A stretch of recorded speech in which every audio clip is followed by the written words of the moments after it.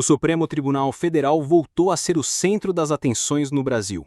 Desta vez, a decisão envolve o pastor evangélico Silas Malafaia, que foi proibido de manter contato com o ex-presidente Jair Bolsonaro e com o deputado Eduardo Bolsonaro, além de estar impedido de sair do país.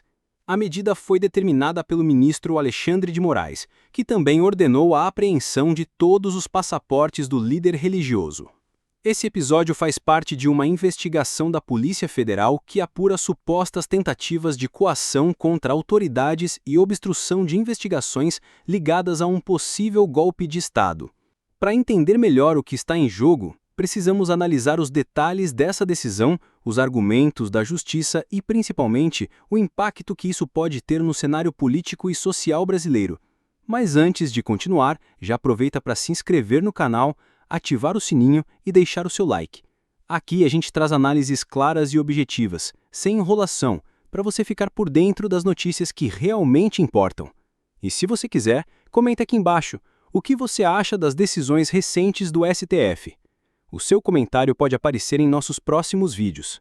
Agora, voltando ao caso, a proibição de Malafaia se comunicar com Bolsonaro não é um detalhe qualquer. Ela sinaliza que o Supremo considera que há indícios de uma atuação conjunta e organizada.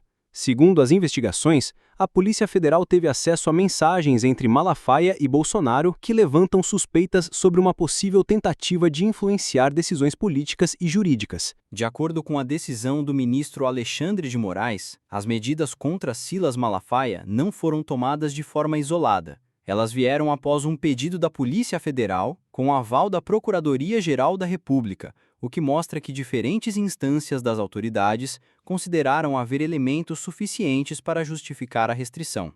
Entre as medidas autorizadas estão a quebra dos sigilos bancário, fiscal e telefônico, além do acesso aos aparelhos eletrônicos apreendidos do pastor. Ou seja, a Justiça quer mapear de forma detalhada não apenas as conversas, mas também as movimentações financeiras e a extensão das possíveis articulações em que Malafaia estaria envolvido. Na saída de seu depoimento à Polícia Federal, Malafaia não poupou críticas. Chamou Alexandre de Moraes de criminoso, questionou a apreensão de seu passaporte e de seus dispositivos e disse que não tinha nada a esconder, afirmando inclusive que entregou espontaneamente as senhas dos seus aparelhos. Ele classificou as medidas como uma afronta à democracia e deixou claro que não pretende se calar. Esse tipo de embate público não é novo no cenário político brasileiro, mas no caso de Malafaia, a situação ganhou novos contornos porque o STF aponta que as suas falas e orientações ultrapassaram a esfera da liberdade de opinião e passaram a ter peso direto nas estratégias adotadas por Bolsonaro e seus aliados. E aqui eu quero te perguntar, você acha que essas medidas são exageradas ou fazem parte de uma resposta necessária da Justiça? Comenta aqui embaixo que eu quero saber a sua opinião. E não esquece de deixar o like porque isso ajuda muito o nosso trabalho e faz com que mais pessoas recebam esse vídeo. Nos próximos minutos a gente vai entender exatamente o que levou Moraes a considerar que Malafaia não apenas se posicionava, mas que atuava de maneira ativa em ações de pressão contra autoridades. A virada no caso aconteceu quando a Polícia Federal apresentou mensagens trocadas entre Silas Malafaia e Jair Bolsonaro. Segundo os investigadores, esses diálogos não se limitavam a conversas de amizade como o pastor alegou em público. Pelo contrário, o material aponta que Malafaia sugeria estratégias de comunicação e até pressionava por determinadas ações políticas. Um exemplo citado pela PF ocorreu logo após o anúncio dos Estados Unidos de impor tarifas de 50% sobre produtos brasileiros. De acordo com o relatório, Malafaia teria orientado Bolsonaro a usar esse episódio como moeda de troca, condicionando a suspensão das tarifas à concessão de anistia a pessoas envolvidas nos atos de 8 de janeiro de 2023. Em trechos revelados, o pastor fala em aumentar a pressão sobre o Supremo Tribunal Federal, sugerindo inclusive que vídeos fossem gravados e divulgados para viralizar essa narrativa. A ideia seria mostrar que, se houvesse uma anistia ampla, as tarifas poderiam ser retiradas, criando assim uma ligação direta entre política interna e pressões externas. Para a Polícia Federal, essas mensagens vão além da liberdade de expressão ou de opinião pessoal. Elas indicariam uma participação ativa e uma possível tentativa de obstrução de investigações e de coação de autoridades responsáveis pelo julgamento de Bolsonaro. Esse é um ponto central porque foi justamente a partir dessas evidências que Alexandre de Moraes decidiu restringir os movimentos de Malafaia. O ministro afirmou que as atitudes do pastor se encaixam em claros e expressos atos executórios, com potencial de influenciar diretamente os rumos de um processo judicial em andamento. Com base nessas mensagens e no material levantado pela Polícia Federal, o Supremo Tribunal Federal chegou a uma conclusão preocupante. Para o ministro Alexandre de Moraes, as atitudes de Silas Malafaia não podem ser vistas apenas como manifestações políticas ou desabafos pessoais. Segundo ele, o pastor estaria participando ativamente de uma estratégia coordenada para influenciar decisões judiciais e atacar as instituições brasileiras. Na decisão, Moraes afirmou que há fortes evidências de que Malafaia atua de forma articulada ao lado de Jair Bolsonaro, ajudando a construir e divulgar conteúdos que visam pressionar o Supremo. E foi além. Disse que essa atuação se assemelha à dinâmica das chamadas milícias digitais, grupos organizados para disseminar mensagens e criar narrativas de ataque contra ministros e contra o próprio funcionamento da democracia. Esse ponto é extremamente relevante, porque não se trata apenas de uma troca de mensagens privadas.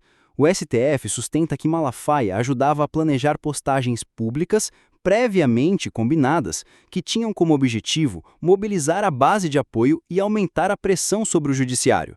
Ou seja, segundo a corte, não era algo isolado, mas sim parte de uma campanha estruturada. Para reforçar essa visão, o ministro lembrou que Malafaia foi um dos organizadores do ato de apoio a Bolsonaro no início de agosto, evento que pouco depois acabou levando à prisão domiciliar do ex-presidente. Na avaliação de Moraes, essa sequência de ações mostra que a influência do pastor é direta e contínua sobre Bolsonaro e seu círculo político. Mas talvez o mais impactante esteja no que vem a seguir. Moraes determinou que a Polícia Federal apresente em até 15 dias um relatório parcial sobre todo o material apreendido com Malafaia. Isso significa que novas revelações ainda podem surgir, e o que já parece grave pode ganhar proporções ainda maiores. E é exatamente sobre essa expectativa e os próximos passos da investigação que vamos falar agora, na parte final desta análise. Agora chegamos ao ponto decisivo desta história. Com as medidas já tomadas, Silas Malafaia está proibido de deixar o Brasil, de falar com Jair Bolsonaro e Eduardo Bolsonaro, e teve todos os seus passaportes retidos.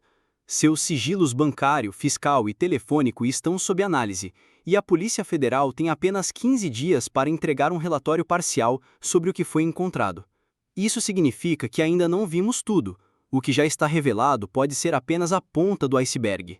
Se novas mensagens, áudios ou documentos aparecerem, as acusações podem se aprofundar, e a situação de Malafaia, e até mesmo de Bolsonaro, pode se complicar ainda mais.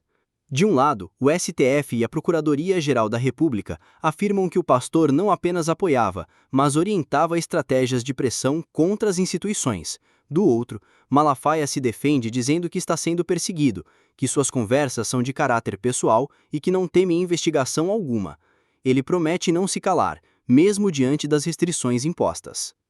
O que está em jogo aqui não é apenas o futuro político de uma figura religiosa ou de um ex-presidente. O que está em jogo é o próprio limite entre liberdade de expressão e práticas que podem ser entendidas como tentativa de obstrução da justiça e ataque à democracia. E é por isso que este caso continua chamando tanta atenção, porque seus desdobramentos podem afetar não só os investigados, mas todo o cenário político e institucional do país. E agora eu quero saber a sua opinião. Você acredita que as medidas contra Malafaia são necessárias para proteger as instituições ou considera que representam um exagero da justiça? Deixe seu comentário aqui embaixo porque sua visão é muito importante para enriquecer esse debate. Se você chegou até aqui, não esqueça de se inscrever no canal e ativar o sininho, porque nas próximas semanas, certamente teremos novidades sobre este caso, e você vai querer estar por dentro de tudo.